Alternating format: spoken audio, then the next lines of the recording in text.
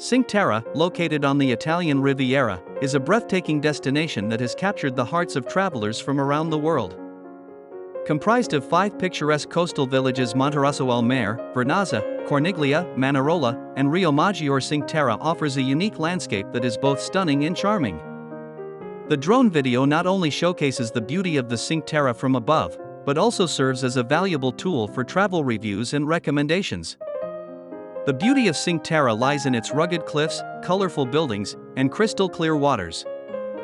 The villages are nestled between steep hillsides and offer panoramic views of the Mediterranean Sea. Visitors can explore narrow winding streets lined with vibrant houses, indulge in delicious seafood dishes at local restaurants, or simply relax on one of the many idyllic beaches. Cinque Terre has become increasingly popular among tourists due to its natural beauty and preserved authenticity. Despite its popularity, the region has managed to maintain its charm and traditional way of life. This UNESCO World Heritage Site attracts visitors who appreciate its unique blend of nature and culture. When planning a visit to Cinque Terre, it is important to note that access to some areas may be restricted during peak tourist seasons.